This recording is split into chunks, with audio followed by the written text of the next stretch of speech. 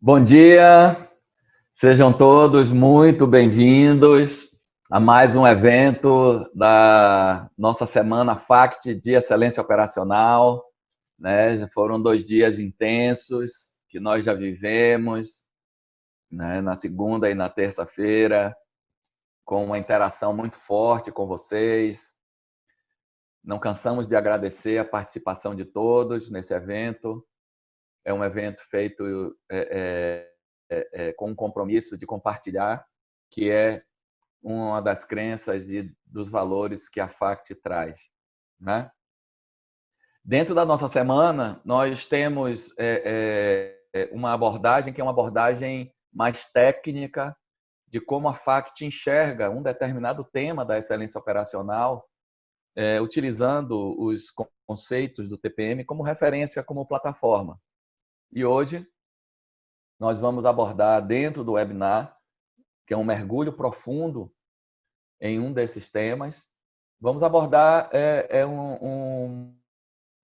um assunto que é muito pouco aprofundado em muitas organizações, onde nós damos ou já demos consultoria obviamente, também pela leitura das publicações no mercado, que é o Life Cycle Cost, né? O conhecido LCC.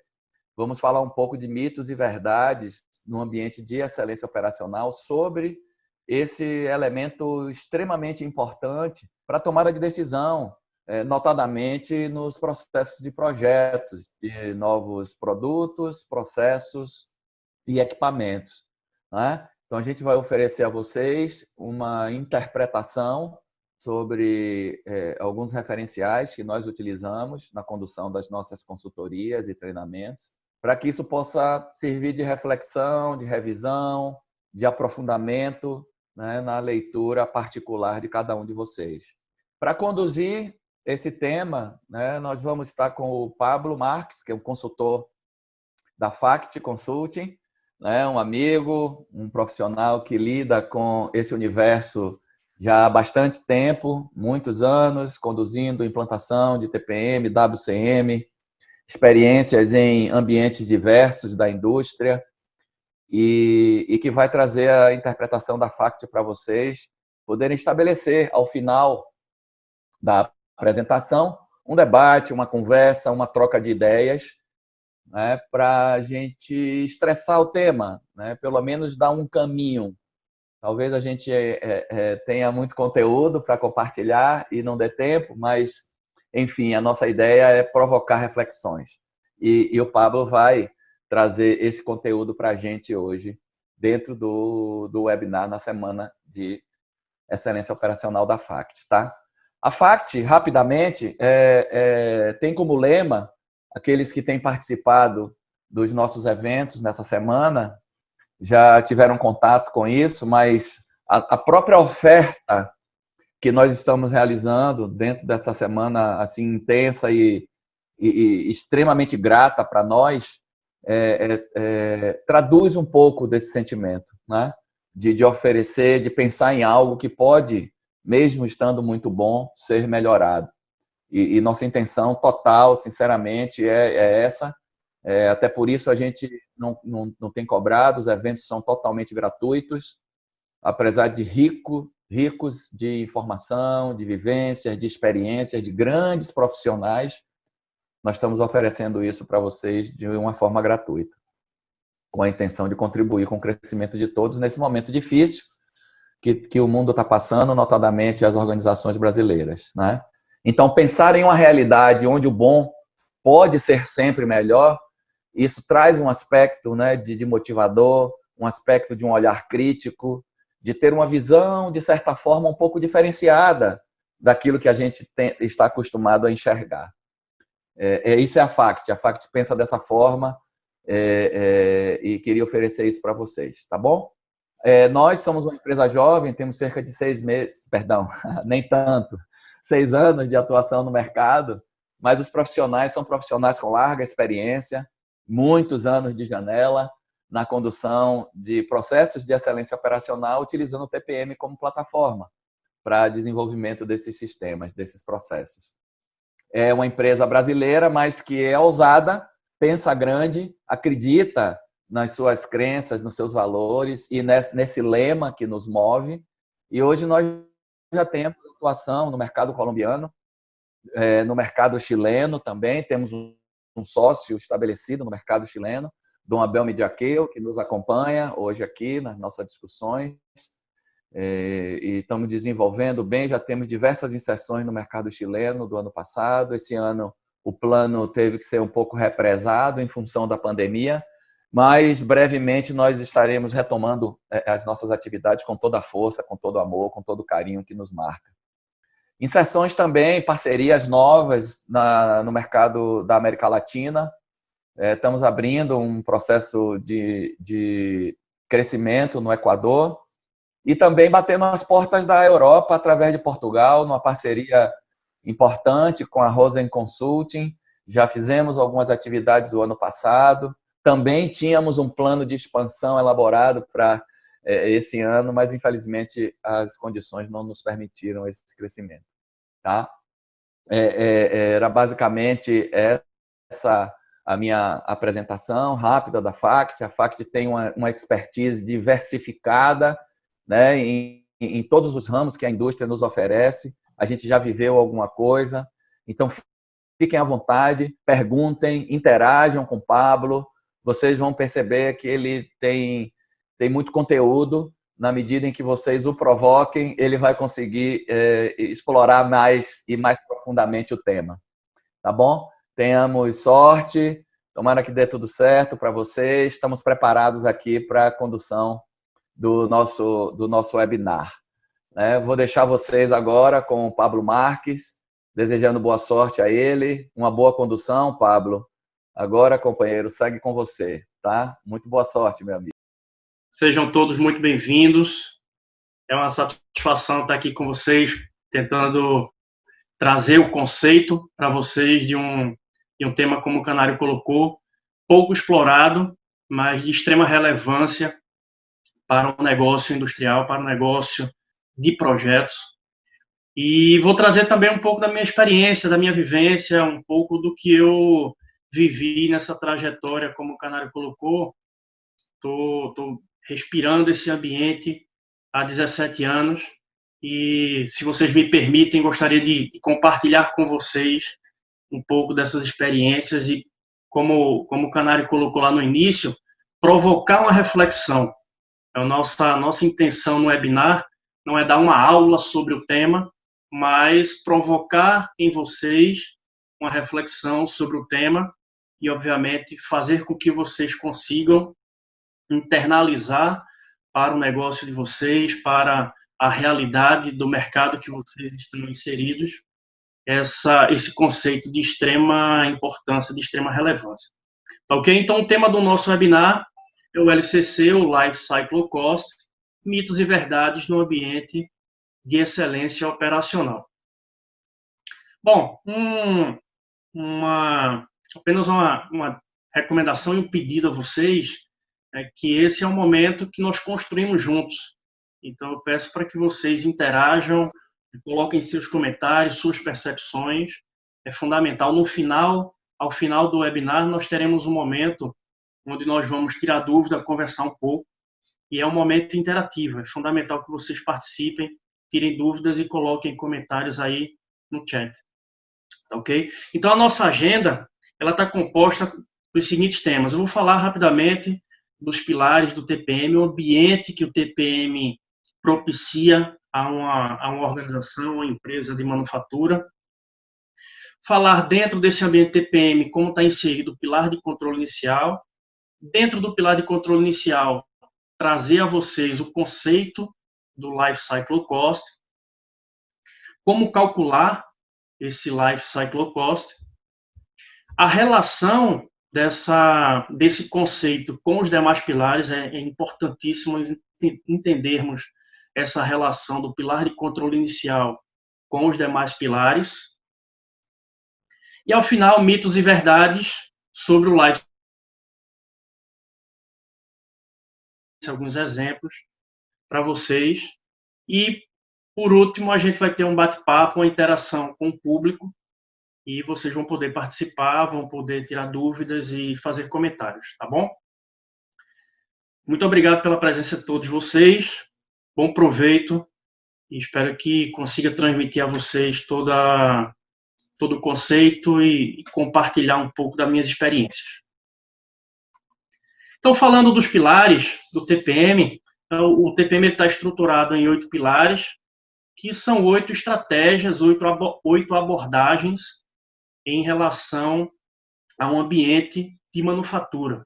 Então, desde a manutenção autônoma, que tem o objetivo de capacitar o operador, desenvolver competências técnicas no operador, a manutenção planejada com o objetivo da quebra zero, o olhar técnico sobre o negócio, a melhoria específica com um grande objetivo de identificar e tratar perdas, o pilar de educação e treinamento como um grande fornecedor, fomentador de desenvolvimento de competências em todos os níveis, em toda a organização, o pilar de manutenção da qualidade, um grande objetivo do zero defeito, o TPM em áreas administrativas, que é o TPM Office, um olhar para os setores administrativos, como sendo uma grande fábrica, uma grande manufatura de informações, e dentro desse processo tem uma série de perdas, e o pilar administrativo tem várias ferramentas para poder tratar essas perdas em setores administrativos, e segurança, higiene e meio ambiente para garantir a integridade dos colaboradores, a saúde e o zero impacto ambiental em relação à atividade econômica que a manufatura, que o seu negócio desenvolve. Obviamente, essas estratégias não podem estar soltas, dissociadas dos objetivos estratégicos do negócio. Então, existe uma relação muito forte dessas 8 estratégias, desses 8 pilares que nós denominamos dentro do TPM, com os objetivos estratégicos da organização, nas dimensões PQCD, SME, como nós colocamos, né? A dimensão de produtividade, qualidade, custo, entrega, segurança, moral e sustentabilidade. Então, esse é o ambiente que o TPM propicia, cria dentro das organizações, essas 8 estratégias, dentro de uma lógica de uma metodologia, de um passo a passo, e dentro de cada passo, obviamente, suas ferramentas, suas abordagens, para que alcancemos o nível máximo em cada estratégia dessa que eu acabei de colocar. E aí eu gostaria de falar um pouco do pilar de controle inicial.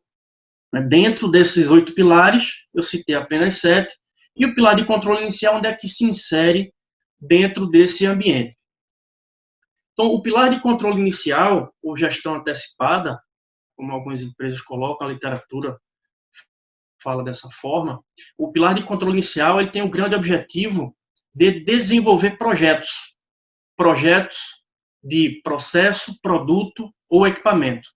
E quando nós nos deparamos numa organização onde não existe essa estratégia, ou a estratégia ela é pouco utilizada, a metodologia do pilar de controle inicial, nós encontramos um cenário, de uma maneira geral. Bom, antes de falar do controle inicial, eu gostaria de colocar só essa reflexão para vocês, né? Nós somos clientes a todo momento. Em todos os locais nós somos clientes. E nós, como clientes, nos deparamos com atualizações, com necessidades. E isso faz com que nós pressionemos o mercado para consumir cada vez mais, né? Esse gráfico que eu estou colocando para vocês é um gráfico muito utilizado na área comercial, onde é um ciclo de um produto. Uma empresa lança um produto no mercado e esse produto tem, desde a fase de introdução, o crescimento, maturidade e o declínio, que é o desinteresse de nós, como clientes, para aquele produto.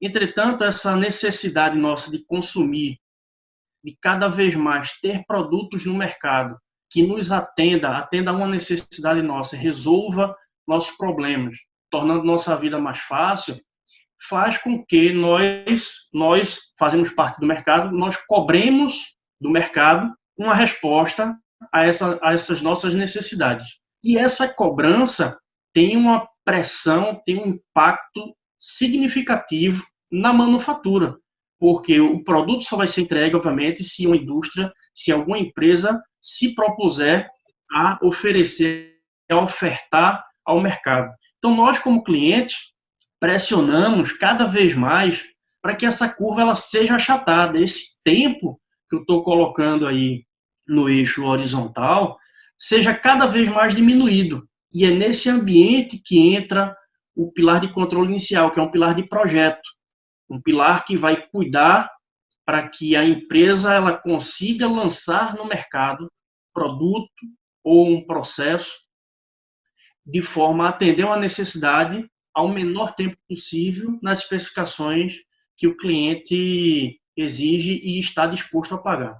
Então, esse é um ambiente que nós estamos vivendo, né, desde a abertura do mercado mundial. Essa é a nossa constante busca, o consumismo, a busca por produtos no mercado que nos atenda, que resolva nossos problemas, que atenda às nossas necessidades.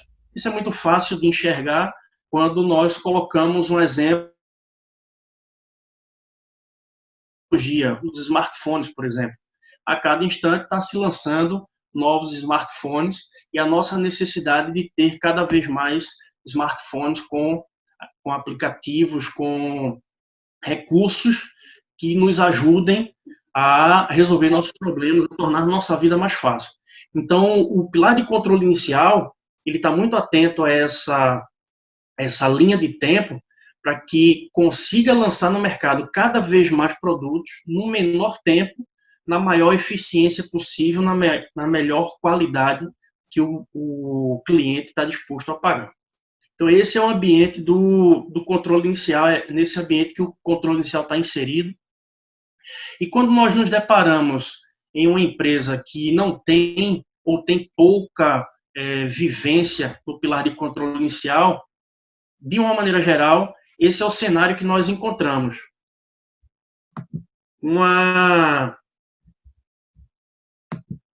Um projeto onde ele é desenvolvido, a partir do desenvolvimento começam a aparecer o que nós chamamos de fulgurais ou anomalias no projeto, e essas anomalias vão crescendo conforme nós vamos avançando com o projeto. É claro que essas anomalias, quando vão ocorrendo em fases mais avançadas do projeto, torna-se cada vez mais difícil a solução desses problemas. E, obviamente, isso tem um impacto no tempo de partida. Veja que o tempo aqui, o startup, passa a ser muito mais longo, ou seja, eu demoro muito mais a lançar esse projeto. E, obviamente, esses problemas, essas anomalias, têm um impacto no resultado que nós calculamos aqui como o E, né, a eficiência do equipamento. Nós demoramos a atingir uma eficiência especificada para esse projeto. Tá? Então, isso aqui depõe contra uma necessidade do mercado que eu acabei de mostrar para vocês. Nós queremos cada vez mais novos produtos no mercado com uma maior confiabilidade num custo adequado.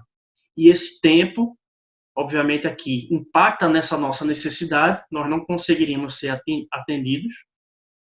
E essa baixa eficiência aqui impacta no custo, ou seja, o produto vai ser lançado no mercado num preço não tão competitivo e, obviamente, a empresa perde espaço. Num ambiente com controle inicial, o controle inicial tem dois grandes objetivos. Primeiro é reduzir esse tempo do startup, ou seja, o lançamento desse produto ele é extremamente reduzido, e nós alcançamos essa eficiência especificada o mais rápido possível, de forma a ter um custo competitivo, a confiabilidade desse projeto. E no início do projeto, com o pilar de controle inicial, nós vamos, ao longo do projeto, nós vamos mitigando essas anomalias, esses fulgurais, de forma que permita a empresa a ter uma partida vertical mais rápido possível, nesse menor tempo, nessa maior eficiência. Então, essa é a lógica do pilar de controle inicial. Obviamente, tem uma metodologia por trás disso tudo para a gente alcançar essa maturidade, alcançar esse estágio. Tem uma série de métodos. Entretanto, o cuidado do pilar de controle inicial é progressivamente ir mitigando esses fuguais, essas anomalias, de forma que o projeto ele seja bem sucedido, através dos design reviews, né, que são as revisões de projeto que nós fazemos ao longo das etapas do pilar de controle inicial. Bom, posto isso, vamos falar um pouquinho agora do conceito de LCC. Nós estamos falando de um ambiente de projeto, esse projeto dentro de um ambiente de TPM, dentro das 8 estratégias, dos 8 pilares do TPM, e aí nós vamos falar do Life Cycle Cost. O que é esse Life Cycle Cost? Esse custo do ciclo de vida. Bom, o custo do ciclo de vida é um conceito muito abrangente, muito maior do que muitas organizações adotam ou que alguns pensam. O custo do ciclo de vida é nós pensarmos num projeto, desde sua fase conceitual, quais os custos estão envolvidos com esse projeto. A gente vai ver exemplos aqui, a gente vai ver alguns critérios para poder calcular esse life cycle cost, mas é o custo desde a fase conceitual do projeto, passando pelos custos associados à sua produção, à sua manufatura, os custos associados à qualidade. Certamente, todo produto que for lançado, ele deve ter algumas exigências de qualidade.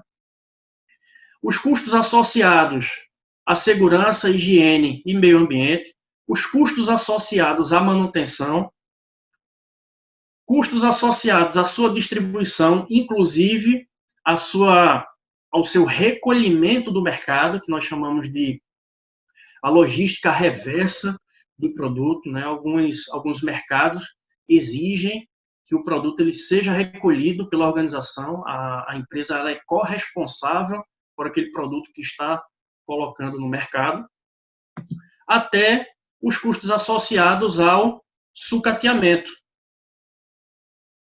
ao descarte desse projeto. Tá? Todo esse ciclo, esse custo do ciclo de vida, ele deve ser calculado na fase conceitual, ok? Na fase conceitual do projeto, para que isso permita à organização uma tomada de decisão. E aí nós vamos ver alguns exemplos aqui, onde eu vou colocar para vocês vivências de projetos. O projeto que calcularam o custo do ciclo de vida na fase conceitual e tiveram essa oportunidade tiveram essa opção de refutar o projeto, de desistir do projeto. Outros exemplos onde a empresa poderia adotar esse conceito e, ao longo do projeto, reduzir o seu custo do ciclo de vida, e projetos que foram mal sucedidos. E, ao longo da apresentação, a gente vai ver um pouco disso. Então, em linhas gerais, pessoal, é isso. O custo do ciclo de vida é nós pararmos e refletirmos ao longo do ciclo de vida daquele projeto, seja um projeto associado a produto, processo ou equipamento, nós tentarmos estimar qual é o custo do ciclo de vida desse projeto. E aí vem uma recomendação extremamente importante para que consigamos implantar esse conceito e esse conceito seja cada vez mais sólido, cada vez mais consolidado dentro das organizações, que é a cooperação dos setores. Numa empresa tradicional, que não tem esses conceitos de projeto, o projeto normalmente está associado à engenharia, seja engenharia de produto, processo, instalações, engenharia de qualidade, e relacionado ao setor financeiro e compras, né, que são os setores que vão viabilizar o recurso financeiro, e o setor de suprimentos, obviamente, que vai suprir todos os recursos para que o projeto seja executado. Entretanto, o conceito do Life Cycle Cost nos traz essa reflexão de que existem outros stakeholders, existem outras partes extremamente importantes, outras partes interessadas no projeto, que devem sim participar desse cálculo dessa estimativa do Life Cycle Cost. Obviamente, um projeto ele é liderado pelas engenharias, seja de produto, de instalações, de processo, dependendo da natureza do projeto. Entretanto, é fundamental a participação da manutenção, porque esse projeto certamente necessita de atividades de manutenção, necessita ser mantido em algumas condições para que atenda às nossas necessidades como cliente. Então, é fundamental a participação do setor de manutenção, da engenharia de manutenção, para garantir que esse custo ele está sendo visto, e isso aí está ajudando a organização no processo de tomada de decisão. Eu vou dar um exemplo para vocês lá na frente, que vai ficar muito claro esse envolvimento da manutenção. Um outro stakeholder extremamente importante é a operação. O projeto, depois que ele nasce da fase conceitual, depois que ele está implantado, quem de fato vai tocar o projeto é o setor de operação. Então, é fundamental a participação e o envolvimento da operação do setor produtivo na estimativa desses custos. Eu vou fazer um exemplo bem simples aqui para vocês, que vocês vão entender como o setor de produção deve se envolver nesse cálculo, nessa estimativa e ajudar a empresa no processo decisório por implantar um projeto ou refutar, ou se implantando um projeto, qual o caminho mais competitivo que a empresa deve tomar para que esse projeto seja bem sucedido. Setor financeiro, obviamente, quem vai viabilizar o recurso financeiro. Setor de vendas e marketing, isso aí muitas vezes não é visto pelas organizações. Todo produto ele tem um custo associado a vendas, a marketing, e esse setor também precisa estar se envolvendo no projeto, na concepção desse novo produto no mercado, ou dessa repaginada, ou dessa atualização de um produto que a empresa decide lançar no mercado. E o setor de suprimentos, que de fato vai cuidar da parte contratual, da aquisição de todo o material, de toda a matéria-prima para que o projeto seja executado e, obviamente, colocar o recurso dentro da empresa para que o projeto seja implantado. Então, esse processo decisório, o Life Cycle Cost, ele ajuda a organização, ajuda a empresa a tomar essa decisão e envolver todos os setores, todos os stakeholders que são partes interessadas no projeto. Uma figurinha que traduz bem, que nos mostra muito bem como o Life Cycle Cost é visto e como deve ser visto, é a figurinha do iceberg. Normalmente, nós enxergamos os custos visíveis, os custos que estão acima da superfície da água, que é o custo de aquisição, e às vezes a gente nem enxerga todos os custos de aquisição. Mais na frente eu vou dar um exemplo para vocês que eu vivenciei, que parece uma situação inusitada, mas que aconteceu. Eu gostaria de compartilhar com vocês um pouco desses aprendizados, dessas vivências. Entretanto, além desse custo mais visível, acima da superfície, que é o custo de aquisição, planejamento, desenvolvimento e fabricação, tem custos visíveis assim, mas que são extremamente importantes nessa fase conceitual do projeto para que a empresa tome uma decisão, seja alimentada de uma informação no processo decisório. Então, são custos associados à distribuição, custos relacionados à operação, quantidade de operadores, outros custos de operação, inclusive, custos de remoção, dependendo do tipo de produto ou projeto, a manufatura gerará um scrap, gerará um rejeito que precisa de uma remoção e tem um custo associado a isso. Custos de manutenção, peças de reposição, consumíveis, mão de obra de manutenção, mão de obra especializada, são custos associados ao projeto que precisam ser estimados na fase conceitual para ajudar a empresa no processo decisório. Custo de ferramenta, tem projetos que têm um preciosismo em relação a alguns requisitos dimensionais, entretanto, não são previstos custos com ferramentas para garantir a manutenção e garantir essa especificidade, esse preciosismo, essa precisão em relação ao produto que está se fabricando. Custos de capacitação. Ontem nós tivemos a participação do Rômulo Vale, que é o diretor industrial da Raimundo da Fonte, aqui em Pernambuco, e ele compartilhou conosco uma experiência relacionada ao projeto. Mais à frente eu vou citar para vocês. É uma experiência muito rica que eu gostaria de compartilhar com vocês. Ele compartilhou conosco e eu gostaria de compartilhar com vocês. Custo do inventário. E aí vem 2 inventários que muitas vezes não são vistos ou não são calculados. Dependendo do produto, eu preciso de um galpão, de uma área para poder estocar. Se eu preciso de um galpão, eu preciso deslocar, transportar esse produto, então eu preciso de empilhadeira, empilhador, metro quadrado de galpão construído. Tem custos associados aos spare parts, as peças de reposição para manutenção daquele equipamento. Então, o custo de inventário que muitas vezes nós não nos atentamos a estimar esse custo, que é um capital empatado, que é um recurso extremamente importante da organização, um recurso financeiro, que está empatado num estoque, tá? Empatado no estoque, no almoxarifado de peças de reposição.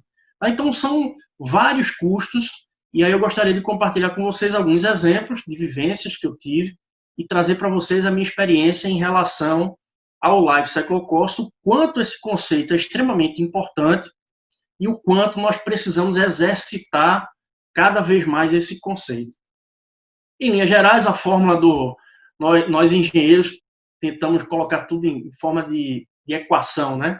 Então, a equação do Life Cycle Cost são os custos visíveis, né? O custo inicial, o quanto a empresa consegue desencaixar para poder adquirir aquele equipamento, aquele processo, mas tem os custos também não visíveis, com os custos ocultos que precisamos estimar para que ajude a empresa no processo decisório.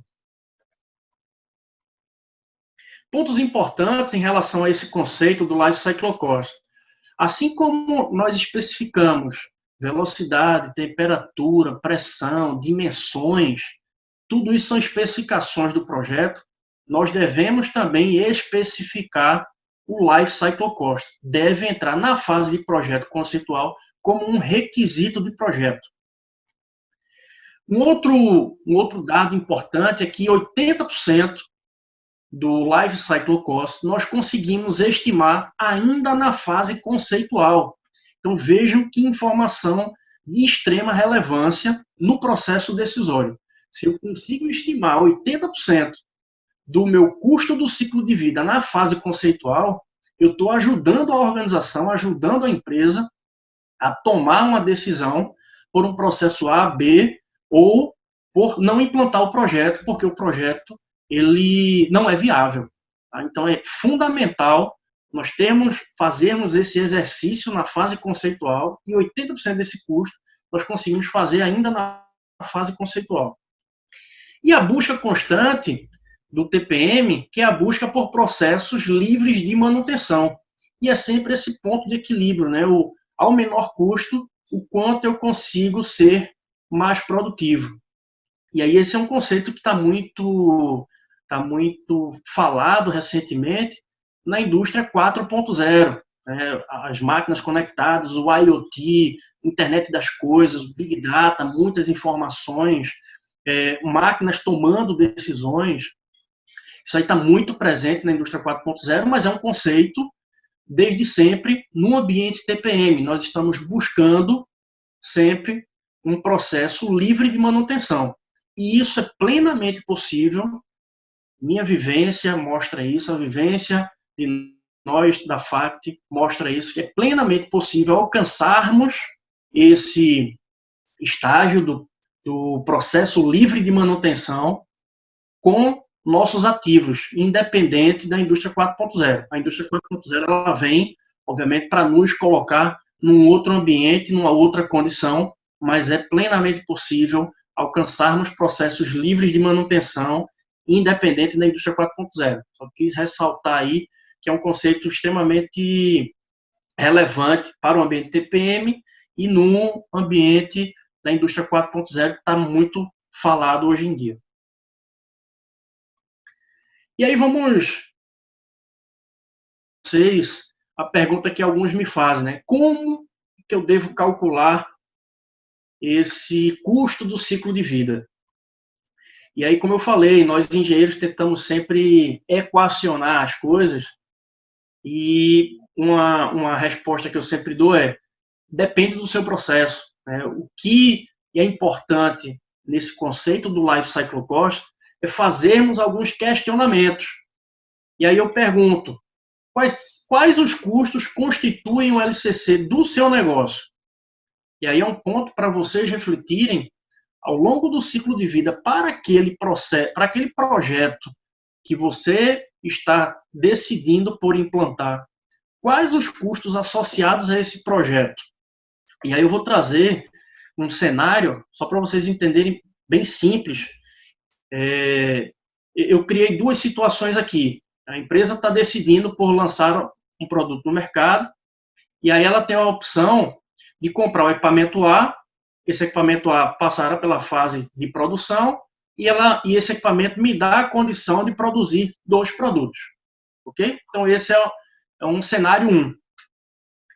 Esse equipamento A, ele vai me custar X mil dólares, eu preciso de 4 operadores para poder manufaturar esses produtos, e esses produtos me consomem Y quilos por unidade de produto. A matéria-prima que vai nesses produtos me custa Y quilogramas por unidade de produto. Entretanto, no mercado, existe um equipamento B, que também passará pela fase de produção, mas esse equipamento B me dá uma condição um pouco mais flexível, me dá essa flexibilidade, essa versatilidade de produzir 3 produtos.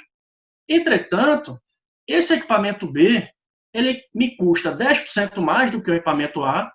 Eu consigo trabalhar com esse equipamento apenas com 3 operadores, e o consumo de matéria-prima para fazer esses 3 produtos é apenas 90% de Y em relação ao produto produzido pelo equipamento A. Ou seja, eu tenho um menor consumo de matéria-prima, eu tenho uma eficiência produtiva, mas o equipamento custa um pouco mais caro.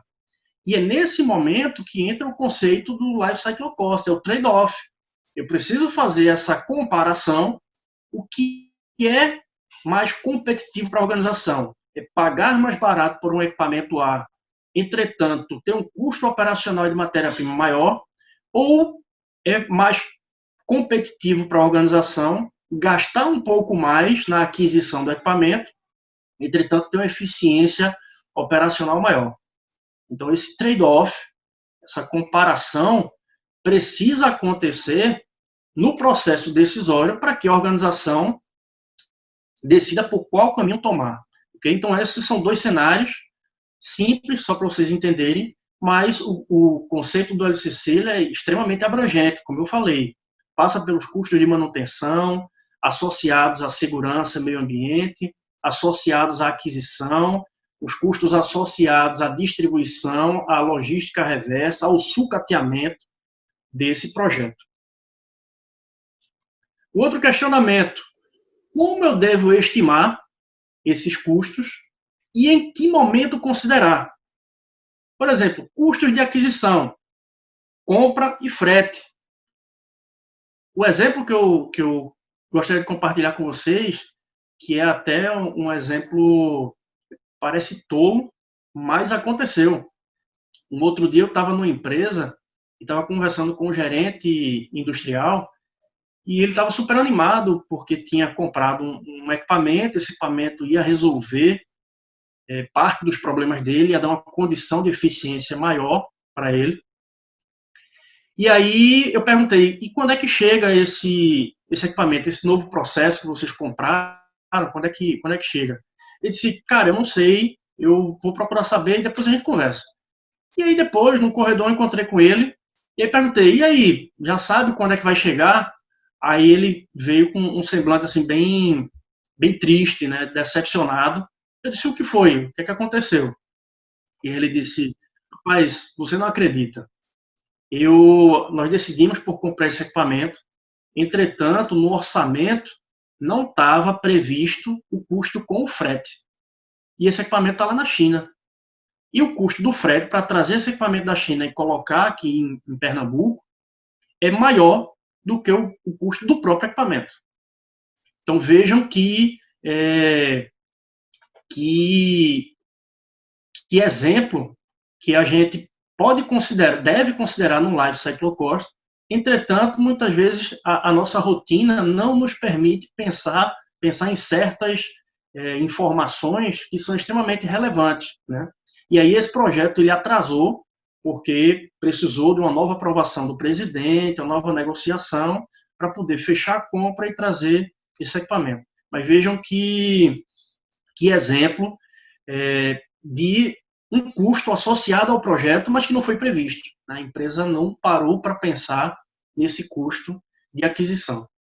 E é importante estimarmos um momento, em que momento haverá o desencaixe da empresa na aquisição desse projeto, né? O projeto ele vai ser com recursos próprios, a empresa vai precisar desembolsar um dinheiro logo no início. Eu coloquei uma timeline aí embaixo para vocês entenderem em um momento do startup onde o projeto iniciou a operação. Se eu vou fazer um desencaixe, se eu vou implantar esse projeto com recursos próprios, e esse desencaixe vai acontecer antes, eu preciso estudar o conceitual do projeto. Entretanto, se eu for buscar alguma linha de financiamento, e normalmente linha de financiamento tem carência para pagamento, esse custo com aquisição deve entrar um pouco mais à frente, mas deve sim ser estimado dentro do custo do ciclo de vida. Estimar instalações civis e industriais, considerando material e mão de obra. Já presenciei projetos onde só se estimou a aquisição do material, não se estimou o custo de instalação, normalmente com mão de obra terceirizada. Estimar gastos com manutenção, consumíveis. Como deve se comportar a manutenção desse equipamento, a manutenção mais cara ou mais barata, né? Relacionado à manutenção, um exemplo muito mais próximo do nosso cotidiano, é quando você decide comprar um carro ou o carro de uma marca ou de outra marca. Normalmente a gente faz alguns comparativos, além, obviamente, do custo inicial de comprar o carro, mas também o consumo de combustível, custo com manutenção, a gente faz um pouco dessa estimativa. Então, esse é um exemplo bem da nossa rotina, do nosso cotidiano, que está dentro desse conceito do LCC, mas o conceito é um pouco mais abrangente. Salário da mão de obra direta, considerar inclusive o aumento anual. Ao longo do ciclo de vida daquele projeto, quanto eu terei de gastar com mão de obra, tá? Inclusive considerando a inflação, considerando o ganho real no salário dos colaboradores. Consumo de matéria-prima, como eu coloquei no exemplo agora há pouco. E custo com capacitação. E esse custo com capacitação foi o exemplo lá do Rômulo Vale, da Raimundo da Fonte. Eles implantaram um projeto de uma nova unidade e tiveram que contratar os operadores um período antes. E esses operadores foram capacitados na unidade matriz deles antes de startar a unidade. E, diga-se de passagem, né, o relato dele bastante satisfeito com o projeto, que essa unidade, a unidade que atingiu a maior produtividade do grupo. Então, vejam o potencial dessa ferramenta e o quanto isso precisa ser estimado dentro do custo do ciclo de vida, obviamente previsto. Eu já vi casos contrários. exatamente a mesma situação de uma empresa ter que abrir outra unidade. Entretanto, contrataram os operadores um período antes de startar a unidade para capacitar, sendo que esse custo não foi previsto. E aí, como não foi previsto, isso caiu no colo do gerente de produção, né, daquela unidade que estava recebendo os operadores para capacitação. Então, isso aumentou demais o custo daquela unidade, porque não foi previsto. E aí também precisamos estimar em que momento devemos capacitar, se a capacitação se dará após o início do projeto ou se dará antes, né, para poder prever em que momento nós deveremos desembolsar esse recurso financeiro. Um outro questionamento: qual procedimento deve ser seguido na elaboração do LCC? Que dados nós devemos ter e coletar? Em que momento devemos coletar esses dados? Que informações nós deveremos considerar em relação a esses dados que nós estamos coletando? Como calcular nessa base de dados? Aí sim, a formulazinha de 1 mais 1 é 2, de como eu devo calcular nessa base de dados. Quais estimativas considerar? Tem alguns custos que a gente não vai, principalmente nos projetos iniciais, que a gente não vai ter dados suficientes, mas precisamos estimar, fazer uma estimativa, e essa estimativa, obviamente, ela vai ser confirmada lá na frente. E como deverão ser confirmadas essas estimativas? A gente vai ver lá um pouco mais à frente da apresentação a relação do pilar de controle inicial com os demais pilares. Então, esses demais pilares que eu acabei de citar para vocês, das 8 estratégias, os 8 pilares do TPM, tem um papel fundamental de retroalimentar o pilar de controle inicial com algumas informações. E essas confirmações vêm desses outros pilares do TPM. Um outro questionamento: como devemos fazer estimativa de fatores intangíveis?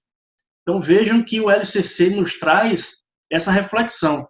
Tem custos associados que são custos intangíveis e que não conseguimos mensurar, mas é importante estar previsto. Como é que a gente vai estimar isso? Aspectos relacionados à saúde e motivação. Me permitam compartilhar com vocês uma experiência de uma empresa que implantou um projeto, era um projeto de um produto, obviamente, era um novo produto, tinha um novo processo e um novo equipamento, e o operador estava extremamente motivado, extremamente satisfeito pelo fato de ter sido selecionado para aquele projeto, foi capacitado, aprendeu sobre o processo, viajou para a Europa para poder aprender sobre aquele processo. Entretanto, quando voltou, que iniciou o projeto, alguns requisitos deixaram de ser atendidos e o operador estava extremamente sobrecarregado na sua operação. Inclusive, ele pediu para sair do projeto porque estava sobrecarregado. E aí veio o impacto na saúde desse operador. Precisou contratar um operador para poder fazer rodízio, para que aquele operador não se sentisse sobrecarregado. E, obviamente, impactou na motivação daquele operador. Que o processo seria o processo perfeito, entretanto, algumas condições de projeto não foram atendidas e ele desmotivou, perdeu a crença naquela promessa que foi dada a ele. Então, veja que são fatores intangíveis que impactou no custo. Precisou contratar mais mão de obra para poder fazer um rodízio para que aquele operador não se sentisse sobrecarregado. Outros aspectos de mudança de mercado. É importantíssimo essa reinvenção do projeto para se adequar, para atender a novas demandas do mercado. E muitas vezes isso impacta no custo. Fazer algumas adequações para poder tornar-se mais competitivo e conseguir atender essa demanda de mercado. Então, quando conseguimos prever isso na fase conceitual do projeto, isso nos dá uma condição no processo decisório muito melhor. A exemplo que eu coloquei para vocês de um equipamento que pode produzir 3 tipos de produto e outro equipamento só produz 2.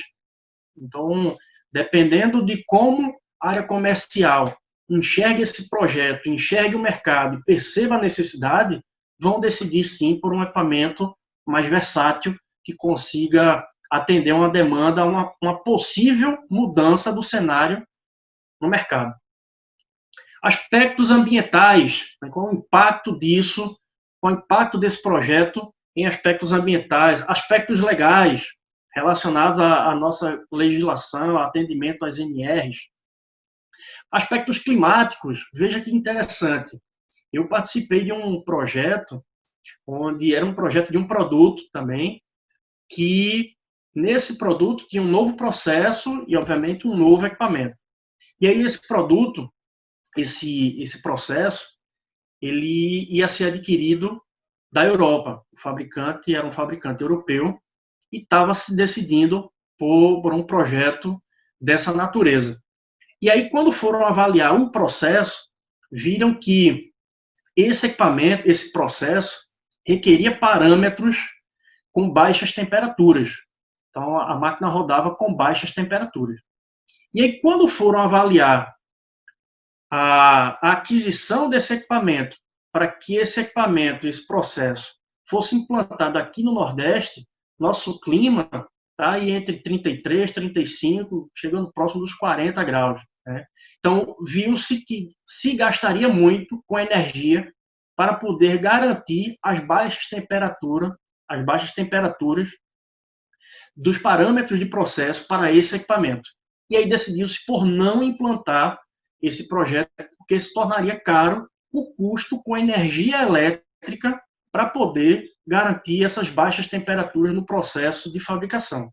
A matéria-prima precisava estar a baixas temperaturas, próximos de zero, e como aqui em Pernambuco, aqui no Nordeste, o clima é um clima na temperatura bem maior do que na Europa, o custo com energia elétrica tornou inviável essa tecnologia. E aí decidiu-se por refutar, por abandonar esse projeto, pensou-se em uma outra alternativa. Então veja que são custos, às vezes, intangíveis, que precisamos parar, refletir, pensar um pouco sobre esses custos, para poder nos ajudar no processo decisório.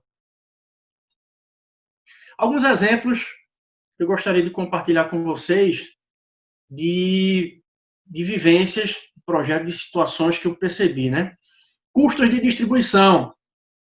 Não pensou-se, ao final da linha de acabamento, que o produto precisaria ser transportado. E aí o produto extremamente pesado, o operador não conseguia deslocar e teve que haver uma adequação do projeto para garantir que o operador conseguisse transportar, ao final da linha de acabamento, transportar esse produto. Então, veja, a solução que foi encontrada para esse problema na fase de execução, certamente foi uma decisão, foi uma escolha bem mais cara do que se eu tivesse pensado isso na fase de projeto.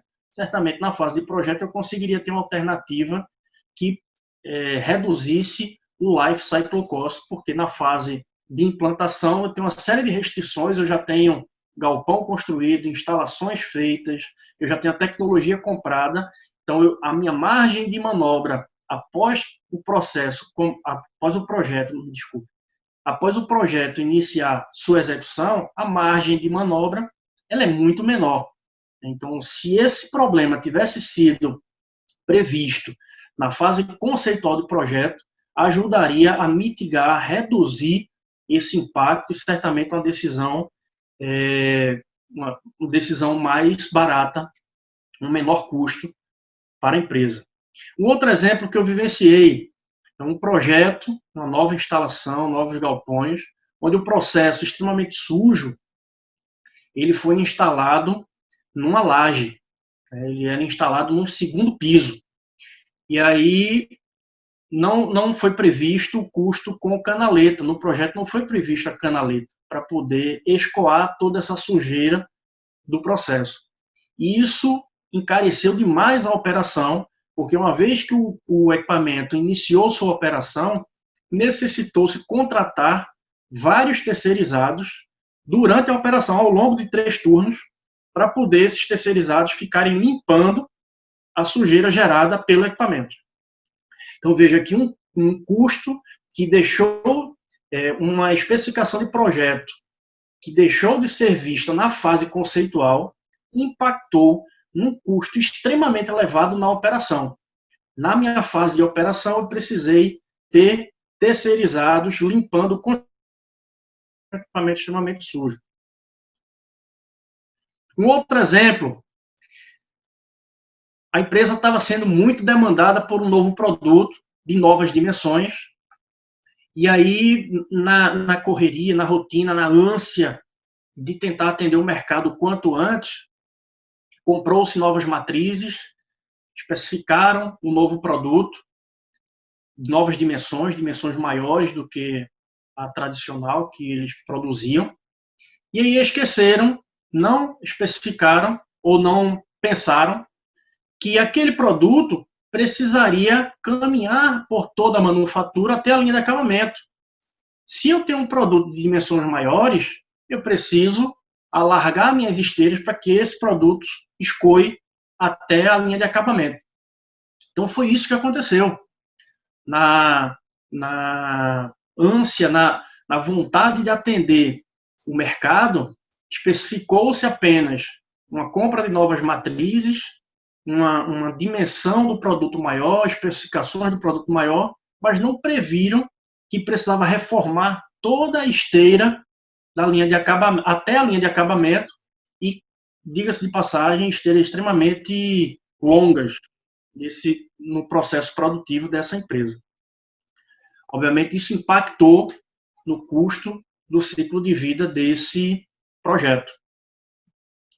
E um outro exemplo, os profissionais de manutenção que estiverem me ouvindo aí, certamente vão se enxergar nesse exemplo. Né? Tem dois exemplos que acontecem muito com o departamento de manutenção. O departamento de manutenção, na manufatura, normalmente é o setor que tem o maior budget, o maior orçamento da manufatura vem da manutenção. E aí, a manutenção é extremamente pressionada para reduzir os custos com manutenção. Tá? Entretanto, num novo projeto, eu estou colocando um novo ativo, projeto de equipamento, por exemplo, eu estou colocando um ativo a mais dentro da manufatura que precisa ser mantido. E aí, na contramão dessa redução de custo, eu preciso manter um novo equipamento. E aí eu já ouvi de algumas empresas dizerem assim, mas equipamento novo não quebra.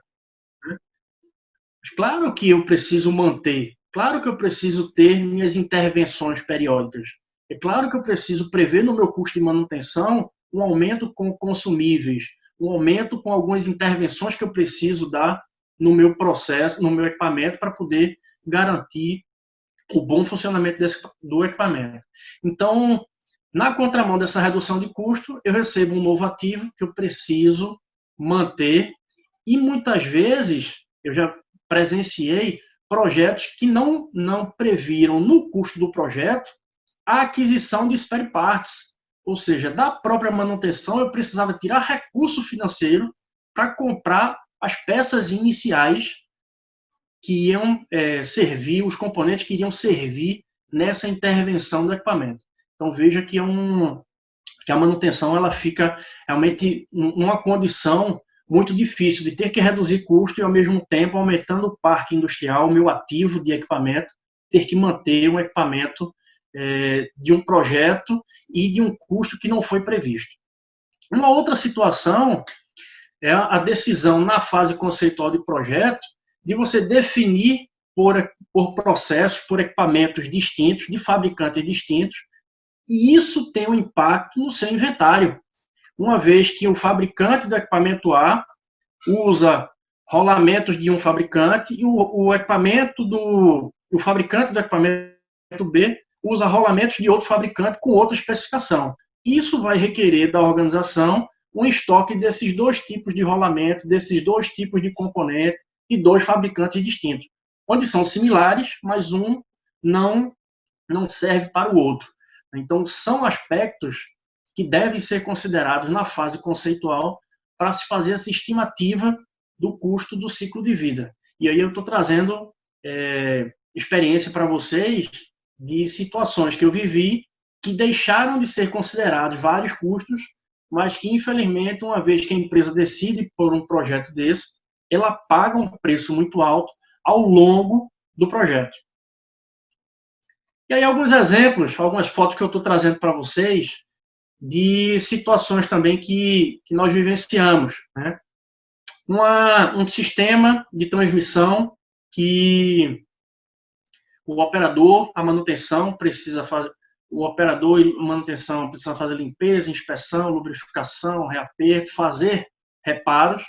Entretanto, é um local de difícil acesso, então precisa de horas de manutenção, horas de operação para poder realizar essa atividade, e isso faz com que eu seja menos produtivo. Outro exemplo de bombas instaladas à frente do equipamento, onde o operador precisa fazer intervenção de limpeza, inspeção, lubrificação e reaperto, e aí gera um local de difícil acesso.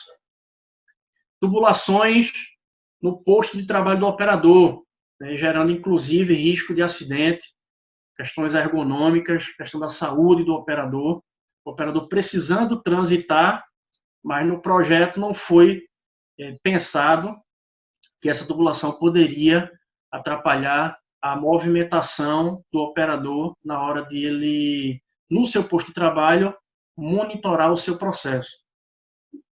Outro exemplo de spare parts, muitas peças de reposição de equipamentos distintos, onde a manutenção ela tem essa necessidade de ter em estoque, ter um inventário alto de peças de reposição, porque os equipamentos são similares, são produto, mas o equipamento é de fabricante diferente. E cada fabricante especifica os seus rolamentos, suas peças, seus componentes de forma diferente. Então, exige da manutenção um custo com inventário dos spare parts maior. Então, são alguns exemplos aqui que a gente já vivenciou. E aí eu gostaria de trazer para vocês uma reflexão da relação de como nós enxergamos a relação do LCC com os demais pilares. Na fase de projeto, até o comissionamento, já que nós estamos falando de projeto, eu comentei lá no início que tem uma relação muito forte do pilar de controle inicial. O pilar de controle inicial, ele atua fortemente na fase conceitual do projeto até o comissionamento, até a fase que ele entrega para a produção, para a operação, o seu projeto. Da operação, e aqui a operação eu estou considerando desde a produção até o final do produto, até a venda, distribuição, tem uma atuação muito forte dos demais pilares. Ok? Então, essa é a estratégia do TPM. Numa fase de projeto, a estratégia do pilar de controle inicial atuando muito forte na fase de projeto e os demais pilares atuando da operação em diante. E aí existe uma relação do pilar de controle inicial com os demais pilares e vice-versa. Mas aí eu pergunto, né, como é que esses pilares se relacionam? Como é que o pilar de controle inicial tem algumas entregas nos demais pilares, e esses demais pilares têm uma retroalimentação e uma entrega para o pilar de controle inicial. Então, o pilar de controle inicial tem uma relação com os demais pilares através das especificações que ele faz de equipamento, produto, processo, de operação. E vejam que uma decisão equivocada, ou por uma falta de conhecimento do processo, ou porque não foi considerado no projeto, pode ter um impacto tremendo nos demais pilares na operação. Então, o pilar de controle inicial tem essa responsabilidade de definir requisitos de projeto que entregue para a operação um projeto mais próximo daquela condição que nós colocamos em um processo livre de manutenção. E como é que os demais pilares se relacionam com o pilar de controle inicial? Como é que é essa retroalimentação? Essa retroalimentação é através das perdas relacionadas aos 4 M's, ao M de máquina, método, material e mão de obra. Então, uma vez que a operação recebeu do projeto todas as especificações, cabe à operação informar ao pilar de controle inicial, na fase de projeto, quais especificações deixaram de ser consideradas para que, no próximo projeto, no novo projeto, nós levemos em consideração essas especificações. E um outro ponto que relaciona esses demais pilares com o pilar de controle inicial é todas as perdas que foram relacionadas, que deixaram de ser tratadas na fase de projeto, mas que a operação conseguiu resolver essas perdas, elas precisam também ser informadas na fase de projeto, para que no próximo projeto sejam consideradas essas novas especificações. E isso é o que nós chamamos de informações MP, informações Maintenance Prevention, que é informações de prevenção de manutenção. Então, todos esses aprendizados, todas essas lições aprendidas que a operação desenvolveu e que a operação percebeu que na fase de projeto poderia ter sido evitada se fossem considerados alguns requisitos de projeto, precisam ser informadas para o pilar de controle inicial, para que ele mude seus procedimentos, mude seu fluxograma, mude sua forma de especificar este projeto, para que no próximo projeto eu não sofra mais com essas perdas. Okay? Então, essa é a relação, e eu coloco para vocês aí apenas o detalhamento das perdas relacionadas ao OE, que é onde mais comumente nós conseguimos enxergar perdas mais claras, perdas de setup, de quebra, perdas no startup, quebra de ferramental, defeitos de qualidade, sucateamento, baixa performance do equipamento. Então, são perdas mais fáceis de vermos, de enxergarmos, e a operação consegue resolver uma série de problemas, que a solução desses problemas se tornarão informações MP que serão alimentadas no pilar de controle inicial para um próximo projeto, para que seja considerado essas informações MP, inclusive no Life Cycle Cost do próximo projeto. Ok? E aí eu gostaria de falar para vocês alguns mitos e verdades sobre esse conceito do Life Cycle Cost. Bom, ao longo da minha apresentação eu falei bastante verdades, né? Eu só falei verdades. Então, tem muita verdade por trás disso tudo que a gente acabou de colocar. E eu gostaria de trazer para vocês alguns mitos que eu particularmente já ouvi e a gente tenta trazer para as organizações, trazer para as empresas o conceito para que elas comecem a pensar diferente. Então, alguns mitos que eu já ouvi sobre o LCC. Prata da casa não faz milagre. Se eu estou comprando um novo equipamento, quem tem que cuidar da instalação, quem tem que cuidar, quem conhece desse equipamento é o fabricante desse equipamento, não é o meu mantenedor engenheiro. E aí eu já ouvi essa frase de que prata da casa não faz milagre. Puro engano. Como a gente viu lá no início, essa cooperação entre os setores é fundamental no sucesso do projeto, no sucesso da estimativa do Life Cycle Cost, na fase conceitual. Um outro mito é só conseguimos estabelecer o custo operacional após iniciar a operação. Também puro engano. É fundamental fazermos esse exercício na fase conceitual, porque uma vez que o projeto ele foi implantado, a minha margem de manobra é muito pequena, porque eu já estou com o equipamento em casa, já tenho o galpão construído, já tenho uma instalação, já tenho as especificações de produto, então a minha margem de manobra é muito menor. Eu não consigo resolver alguns problemas se na fase conceitual eu tivesse levantado e estimado esse custo, ok? Então, eu consigo sim estimar o custo operacional ainda na fase conceitual do projeto. O LCC é um cálculo preciso do custo de vida, e esse aqui é o maior mito que eu encontro nas organizações, nas empresas, de que as pessoas, principalmente os engenheiros, nós somos engenheiros, então tentamos equacionar e colocar uma fórmula mágica de como calcular o LCC. E aí é um mito que eu gostaria de trazer para vocês isso. O que é importante é fazermos aqueles questionamentos que eu fiz lá no início. Como nós vamos estimar o LCC, em que etapa devem entrar essas estimativas, como nós deveremos fazer apontamento de dados para que esses apontamentos nos gerem informações para a tomada de decisão. Então, esse é o conceito do LCC e essa é a forma de calcular o LCC. Não tem uma fórmula mágica onde a gente vai calcular o LCC, não é um cálculo preciso, é uma estimativa que precisa ser feita na fase conceitual para o processo decisório da organização. E o departamento de compras e financeiro são os responsáveis pela aquisição do equipamento. Também, como eu coloquei lá no início, é um mito essa colocação, porque uma vez que está adquirido o equipamento, a margem de manobra é muito, muito baixa, e aí a operação vai herdar esses problemas, essas perdas, essa falta de maturidade, baixa maturidade da empresa em gerenciamento de projetos, do pilar de controle inicial, e a operação vai herdar isso e vai conviver com esse problema certamente para o resto da vida ao longo do seu ciclo de vida, o ciclo de vida daquele projeto.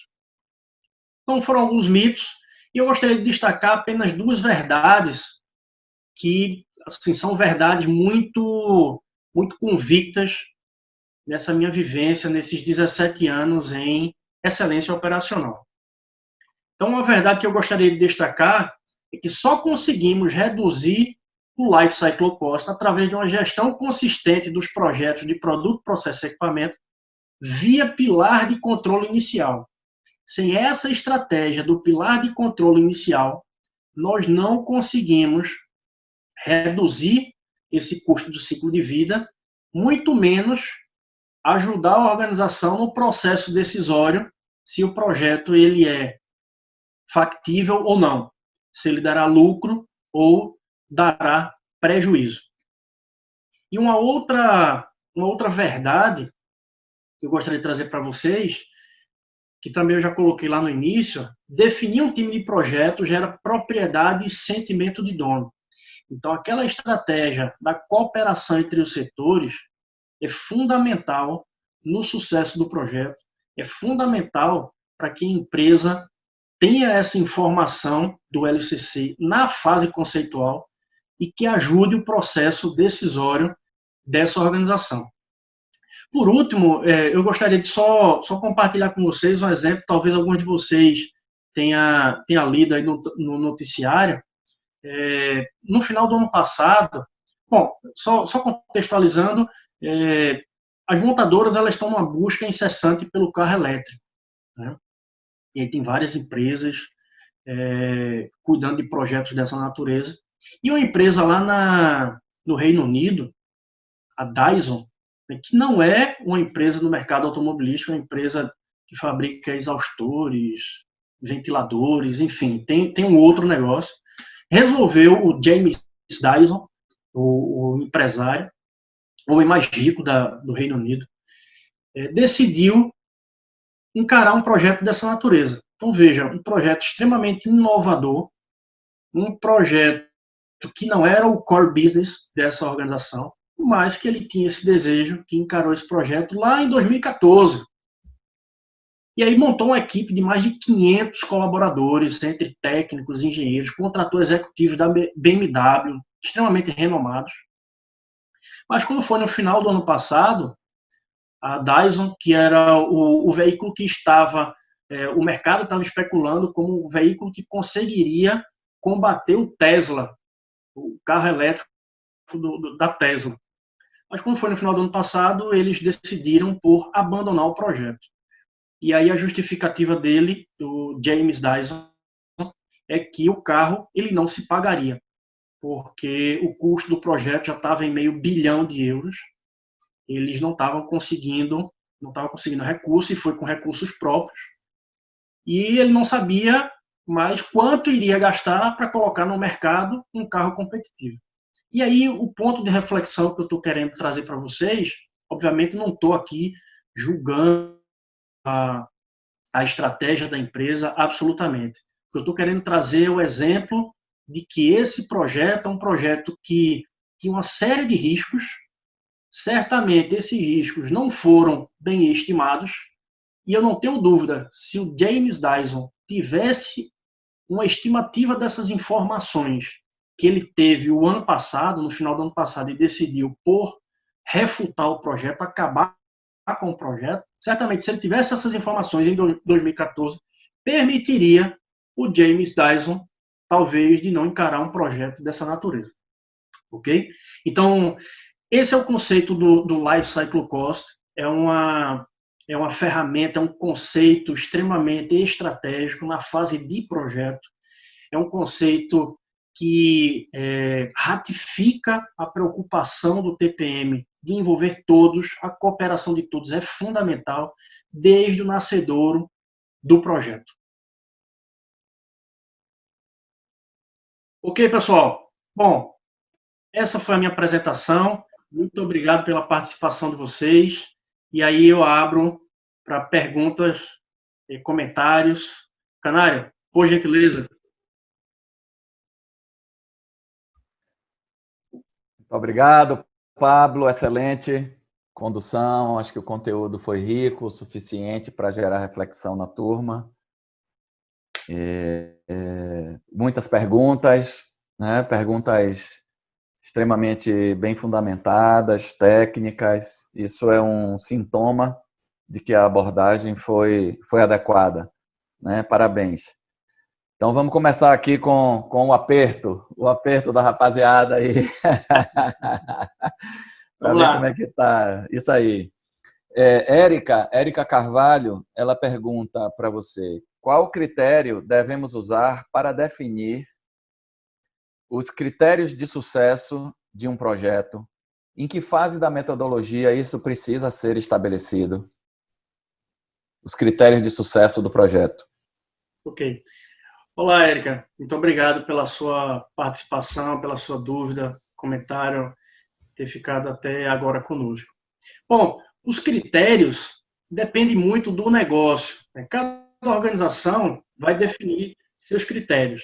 Eu vou colocar para você alguns dos critérios que eu já participei de projetos onde colocaram como requisitos do projeto esses critérios para se alcançar esse estágio do sucesso, né? O que você está colocando aí. Como é que eu devo avaliar esse sucesso do projeto?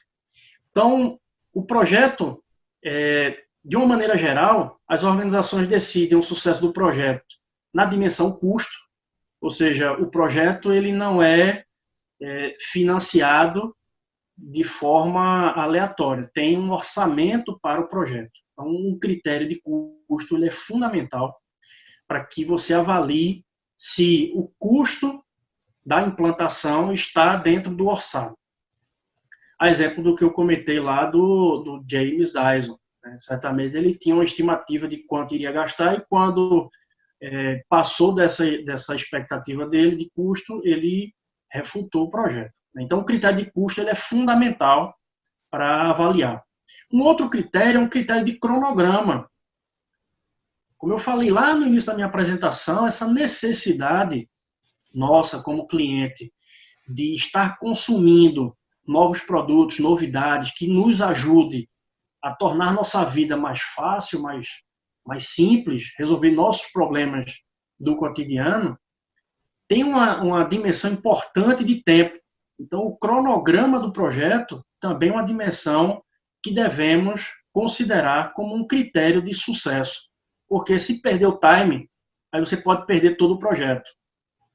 E uma terceira dimensão que eu já vivenciei essa situação é uma dimensão de eficiência.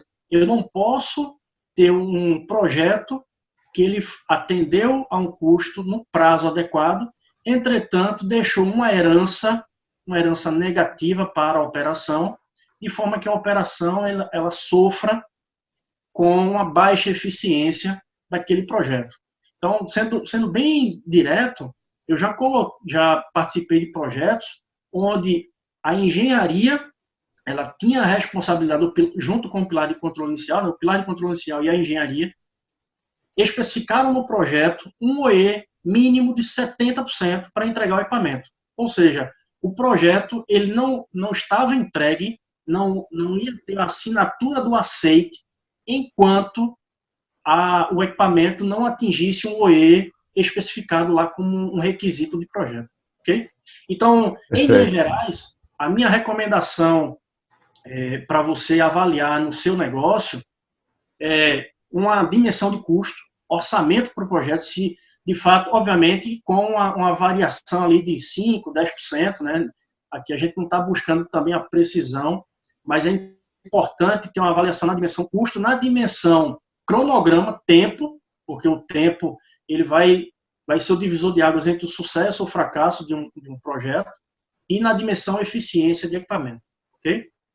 Beleza, Pablo? Obrigado. Giovana Carvalho pergunta: sabemos da grande necessidade de inovação, digitalização e agilidade nas empresas hoje em dia. Ouvimos falar muito de novas ferramentas para tornar as coisas mais ágeis, né? O tal do Agile, que está muito em moda aí agora. E que as empresas reinventar, fazer mais com metade do tempo, etc, etc, etc. Queria saber a visão sobre isso e como a aplicação do TPM converge para essa necessidade. Ou precisa se remodelar em alguns aspectos para atender essa nova demanda do mundo moderno? O que é que você acha? Olá, Giovana. Muito obrigado aí pela sua participação, pelo seu comentário. Veja, o TPM ele traz um conceito que tem muita coisa por trás dessa frase, né? Com a participação de todos. Quando o TPM coloca que precisa o envolvimento de todas as áreas para que consigamos ter uma eficiência do nosso negócio maior, o que ele está tocando é exatamente nesse ponto da agilidade, da rapidez na tomada de decisão. Uma vez que eu coloco o meu operador para tomar decisão dentro, obviamente, do ambiente dele, daquilo que ele é possível tratar, é possível cuidar com os recursos que ele tem, isso em todos os níveis, eu estou falando exatamente dessa agilidade no processo decisório. E, obviamente, o processo decisório ele está envolvendo gente, né? Então, quando o TPM coloca essa condição de que eu só consigo implantar aquelas 8 estratégias do pilar com a participação de todos, ele está, de forma subliminar, né, por trás, nas entrelinhas, cuidando exatamente desse ponto da agilidade.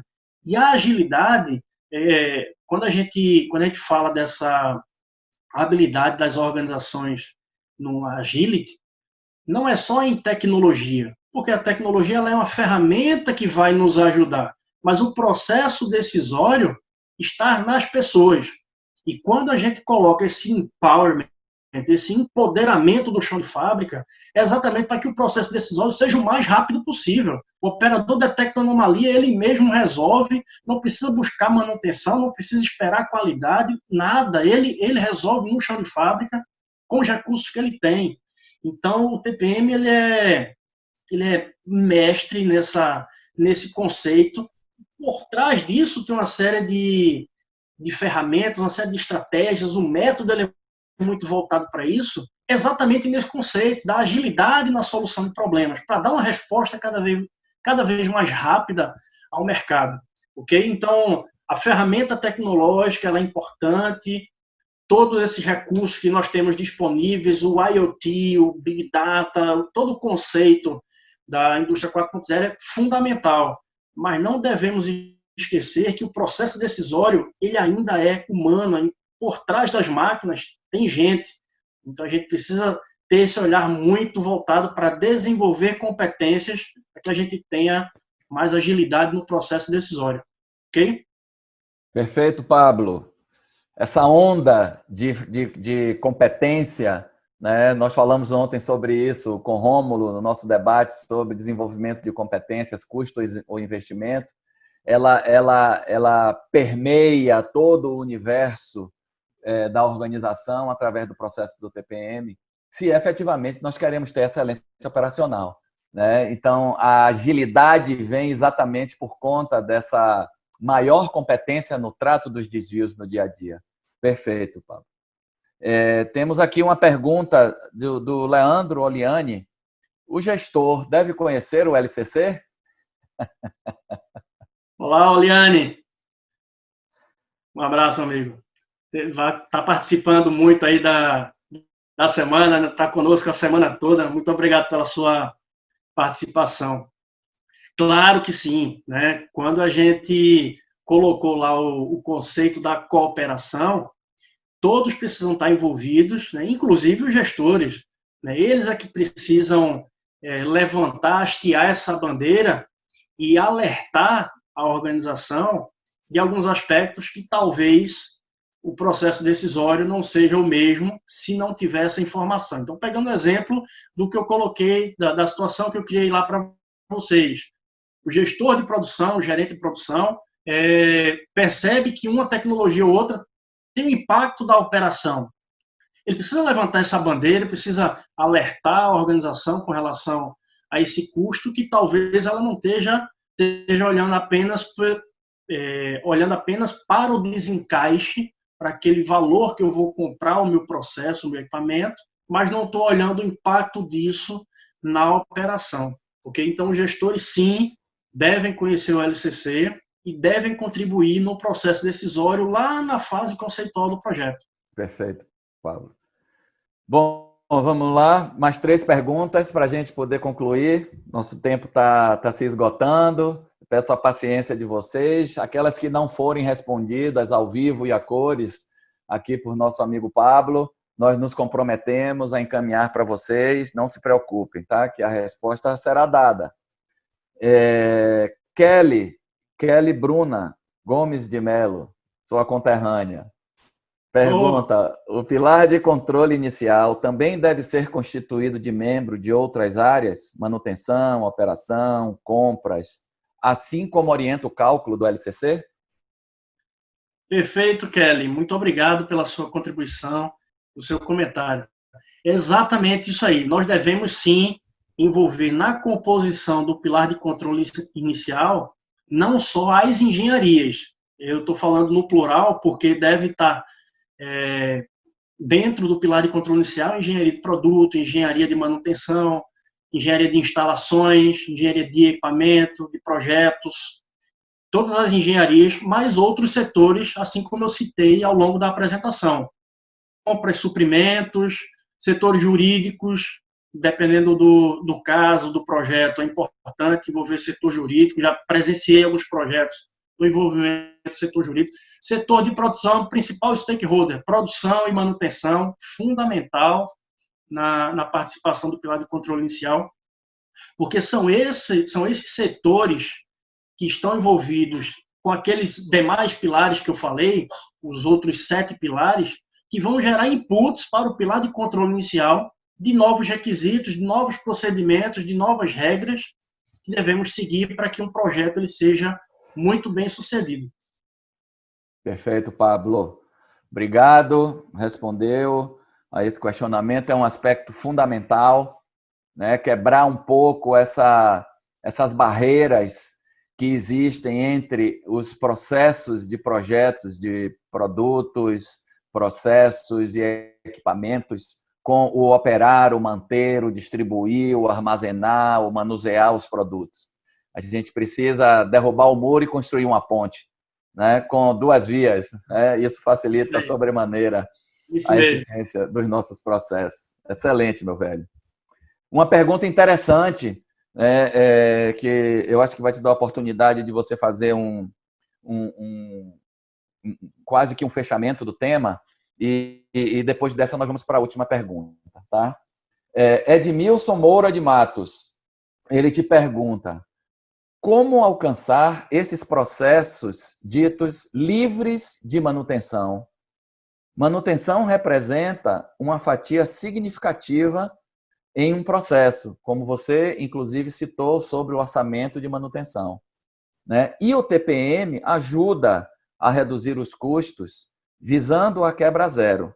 Porém, ações preventivas e preditivas também geram custos, que, a depender do processo, são indispensáveis. Então, como alcançar esses processos livres de manutenção que você citou? Ok, Edmilson, muito obrigado aí pela sua participação, pela sua pergunta muito pertinente. Veja, isso é um ciclo, né? O que a gente coloca lá no início da apresentação, que o nosso processo de melhoria contínua ele não pode parar, é exatamente na busca desses processos livres de manutenção. Então, a sua pergunta é como alcançar esse processo livre de manutenção? A minha resposta é: quanto mais a organização fizer projetos, mais ela estará habilitada a fazer projetos, caminhando próximo a esse conceito livre de manutenção. Quanto mais houver essa interação que eu citei do pilar de controle inicial com os demais pilares e vice-versa, mais a empresa será competente o suficiente para definir projetos, definir parâmetros, definir requisitos e aumentar a sua maturidade em gerenciamento de projetos. Então, isso é um processo de melhoria contínua, né? Não é uma condição imposta logo na implantação, mas é um caminho, como nós vimos comentando aí ao longo da semana de excelência operacional, um caminho que nós vamos percorrer, que é um caminho que não tem fim, né? Que é a melhoria contínua, né? Nós damos um passo em direção ao horizonte e o horizonte se distancia um passo de nós. Mas essa caminhada ela não acaba, né? Então, a resposta bem objetiva é: quanto mais o pilar de controle inicial executar projetos e houver essa retroalimentação das áreas produtivas, de toda a operação, né? Da produção em diante até distribuição, vendas, tudo, houver essa retroalimentação para que o pilar ele aumente a sua maturidade, aumente a sua assertividade na fase conceitual do projeto, mas nós estaremos caminhando rumo a essa condição do processo livre de manutenção. Como você citou aí, todo processo ele precisa de intervenções, né? E essas intervenções elas precisam cada vez mais serem previstas na fase conceitual do projeto. Quanto mais eu conseguir, na fase conceitual, prever essas manutenções, menor incorrerá num custo de corretiva, como você citou, um custo com inspeções, um equipamento mais robusto, mais livre de manutenção. Ok, Edmilson? Muito obrigado. Perfeito, Pablo. Os filósofos dizem: para que serve a utopia? Se não para caminharmos em direção a ela. Exatamente. É isso aí. Alta reflexão. Isso vale para a gente fechar essa questão.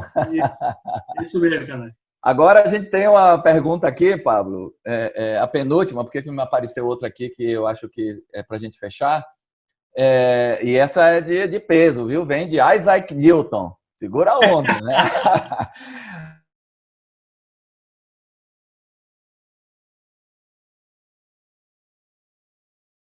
Estabelecer um padrão para definir os critérios de aceite de peças para reposição, a fim de garantir a confiabilidade dos equipamentos e evitar o crescente número de marcas e modelos paralelos, similares, parecidos, etc.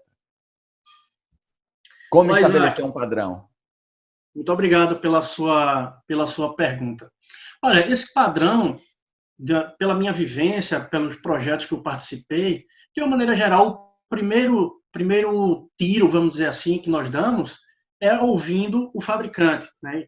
Como deve se comportar esse equipamento ao longo de sua operação. Então, isso é uma especificação importante para a gente considerar, é como o fabricante especifica a manutenção do seu equipamento a partir da operação. Então, esse é o primeiro padrão que nós devemos considerar. Entretanto, tem um ciclo de melhoria muito intenso, que eu gostaria de compartilhar um projeto que eu participei, um ciclo de melhoria muito intenso que depende da organização. Veja, eu participei de um projeto onde a empresa adquiriu um equipamento de embalagem. Esse equipamento de embalagem, ele é um equipamento, vamos dizer assim, genérico. Ele faz embalagem para qualquer tipo de produto.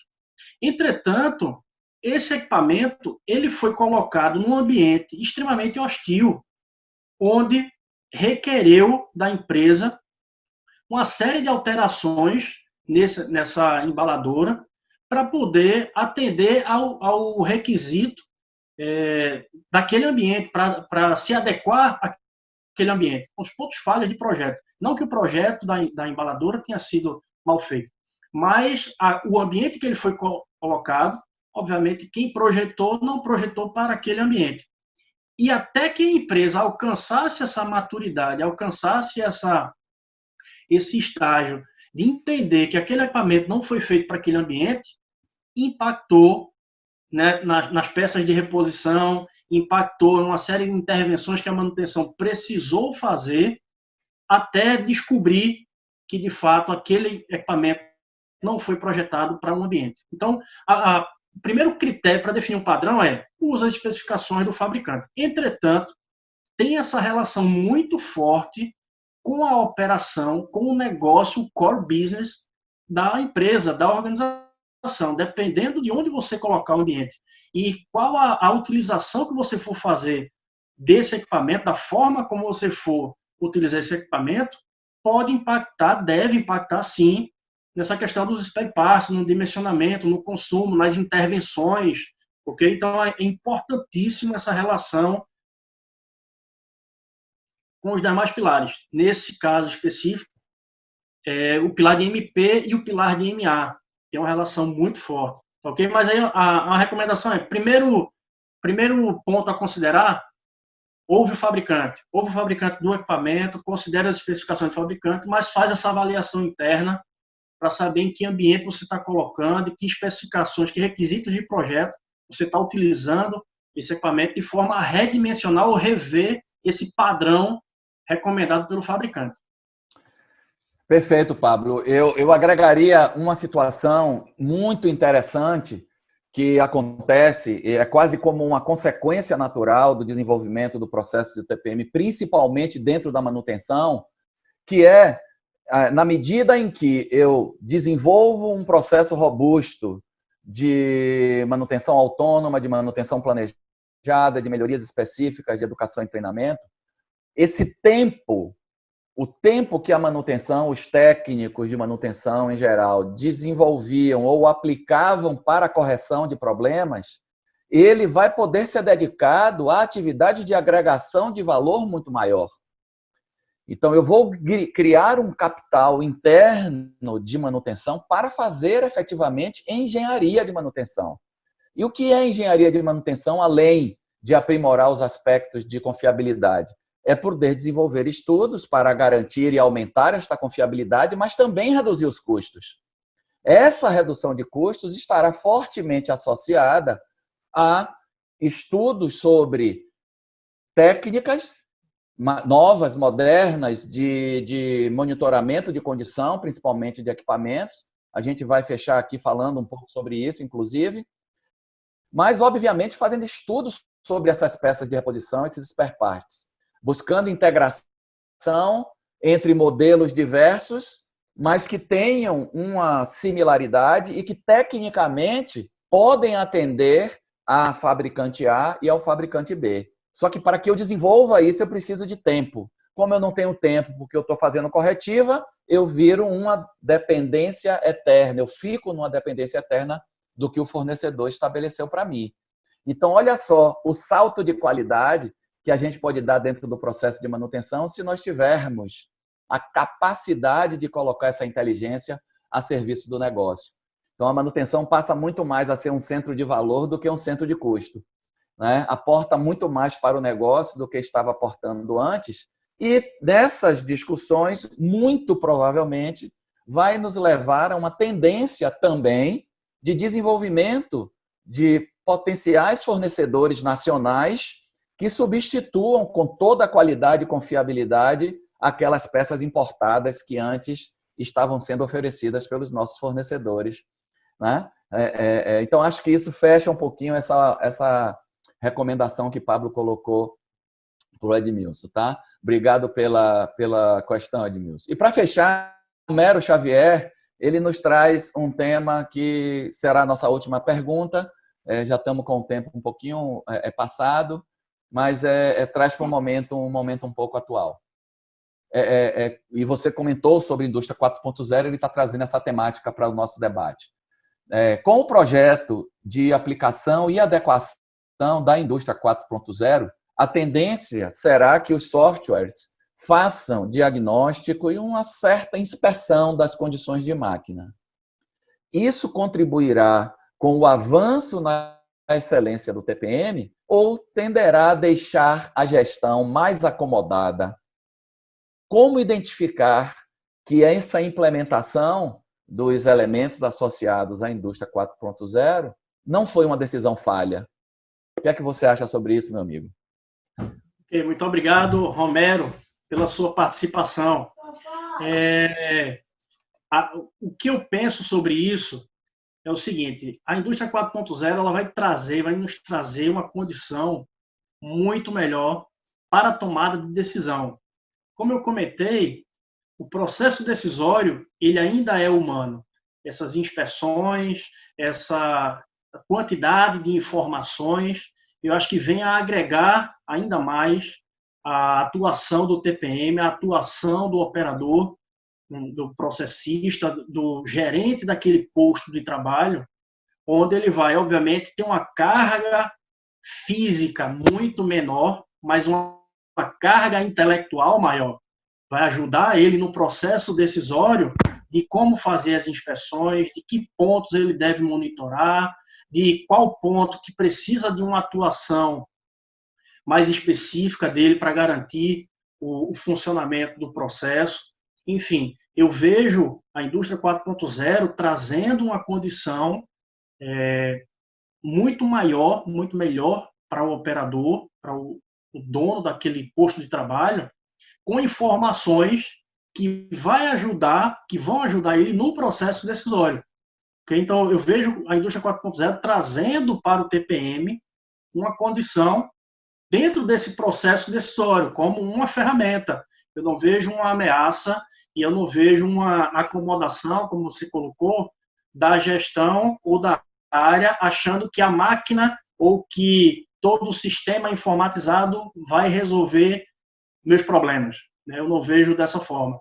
A forma como eu estou encarando é que toda essa condição da indústria 4.0, estudei um pouquinho sobre isso recentemente numa pós-graduação, e toda essa condição, todo esse ambiente que está sendo criado vem a agregar nesse processo decisório que a gente acabou de falar, que o TPM traz, ok?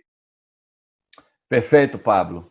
Acho que foi excelente para a gente fechar com chave de ouro, né? Trazer um tema bem atual, né? Que está presente aí nas nossas reflexões, nos conflitos.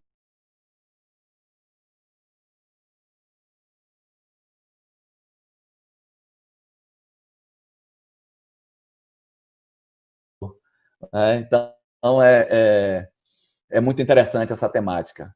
Eu deixo aberto, Pablo, agora para rapidamente você fazer seu encerramento, sua despedida, né, para a gente poder concluir a nossa sala. Fica à vontade. Ok.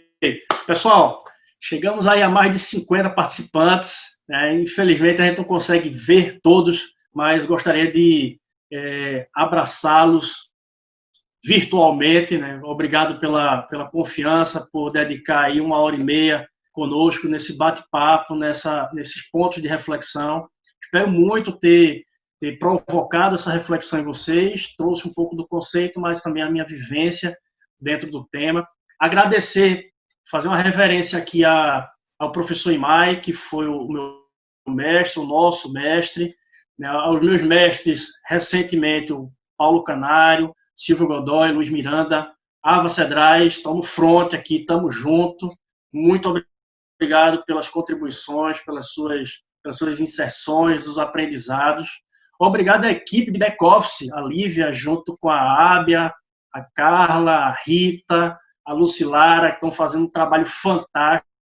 Muito, mas muito obrigado. Gratidão eterna a esse momento, a poder compartilhar com vocês um pouco do conhecimento, provocar essas reflexões e certamente nos encontraremos em algum projeto, trocaremos mais ideias sobre esse tema, sobre outros temas, vamos conversar sobre TPM. Muito obrigado de coração. Valeu, Pablo. Excelente, meu querido. Tamo junto. Isso é trabalho em equipe. Não é? A gente só não prega isso, a gente exercita fortemente isso dentro da FACT, né? Show de bola, garoto. Muito bom. Eu queria agradecer a vocês. Pablo, por favor, dá uma passadinha no slide para a gente fazer o encerramento. Muito obrigado a todos de coração. Com toda a dedicação, carinho e amor, como o Pablo colocou, que nós oferecemos isso a vocês, reflexões enormes para que a gente possa contribuir nesse momento difícil que todos estão passando e que o pós-pandemia, né, se Deus quiser estar mais perto do que já esteve, a gente tem a capacidade de voltar em um nível ainda melhor do que o que nós estávamos, né, nas organizações industriais. Tá? Gostaria de lembrar a vocês que seguimos com a nossa programação. Né? Hoje, ainda às 16 horas, nós teremos um debate, uma conversa. Não é um debate, é um bate-papo descontraído, mas com profundidade, sobre essa questão que muita gente entende conflituosa entre Lean e TPM. Né? Vamos ter a oportunidade de conversar aqui com Frank Assis, que é o gerente regional da Ball Corporation aqui no Brasil, que tem uma experiência larga na aplicação desses conceitos, e a gente vai ter uma conversa direcionada, um talk show lá sobre essa temática meio que espinhosa, às vezes um pouco atritada, mas que a gente vai digerir isso com muita tranquilidade para vocês. Teremos atividades nos outros 2 dias, na quinta-feira e na sexta. Nossa agenda segue, está disponível para vocês poderem consultá-la. Fiquem à vontade. Os nossos contatos também estão aí na sequência. Pablo, por favor, dá uma passadinha. Vocês já têm os nossos contatos, sigam-nos nas redes sociais, fiquem atentos às nossas ofertas. Nós não vamos parar nessa semana, obviamente, mais coisa boa vem por aí, fiquem ligados, tá bom? Fiquem com Deus, com saúde, fiquem em casa, se puderem. Se não, todo cuidado possível, tá? Se cuidem. Muito obrigado mais uma vez. Nos vemos. Tchau. Beijo e abraço, gente. Muito obrigado. Fiquem com Deus. Forte abraço.